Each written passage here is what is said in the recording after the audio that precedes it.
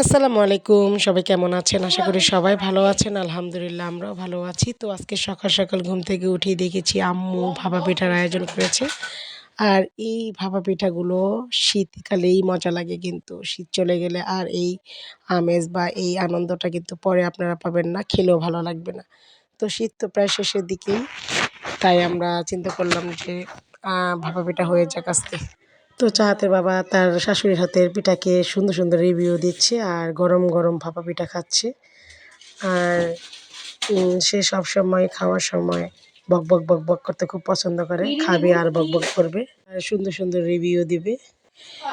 সেও চাহাত মামুনির মতো তার শাশুড়ির রান্নার খুব প্রশংসা করবে আর খাবে। মানে কি আর বলবো? তো যাই হোক, এখন আমি আমার ছোট ভাইকে ট্রাই করাবো যে দেখো তো কেমন হয়েছে। দেখি সে কি রিভিউ দেয়।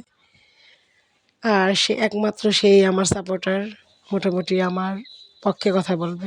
আর বাকি সবাই আমার শত্রু। তো যাই হোক, আলিপের কাছেও খুব ভালো লেগেছে, চাঁদমণির কাছেও খুব ভালো লেগেছে। আসলে পিঠাটা খুবই মজা হয়েছিল আলহামদুলিল্লাহ। আর শীতের শেষে যেহেতু এই পিঠাটা মোটামুটি খুবই টেস্টি হয়েছে, বাসার সবাই খেয়েছি। আর মিষ্টি একটু চাঁদ বেশি পছন্দ করে, তাই একটু মিষ্টি বেশি দেওয়া হয়েছে। তো সবাই ভালো থাকবেন। শীত যাবার আগেই ভাপা পিঠা খেয়ে নিন। ভালো থাকেন।